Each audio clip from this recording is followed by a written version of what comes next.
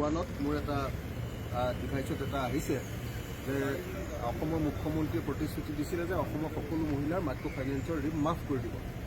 মুখ্যমন্ত্ৰীয়ে মহিলাবিলাকক বিশ্বাসঘাতকতা কৰিলে। ইলেকশ্যনৰ আগত চিঞৰি চিঞৰি কৈছিলে, মনত আছে নিশ্চয় নহয় জানো? 21ৰ ইলেকশ্যনৰ আগত চিঞৰি চিঞৰি কৈছিলে যে আপোনালোকে বিজেপিক ভোট দিয়ক আৰু যদি চৰকাৰ হয় তেতিয়াহ'লে আপোনালোকৰ মাইক্ৰ' ফাইনেন্সৰ ঋণ ধাৰ মাৰি দিয়াৰ, আপোনালোকে ধাৰ আৰু মাৰিব নালাগে, ধাৰ মাৰি দিয়াৰ দায়িত্ব হিমন্ত বিশ্ব শৰ্মাৰ এনেকৈ চিঞৰিছিলে। এতিয়া মাত্ৰ 12,500 কোটি টকাৰ ভিতৰত 2,000 কোটি টকাৰ ধাৰ মাৰিলে, 10,000 কোটি টকাৰ ধাৰ নামাৰিলে।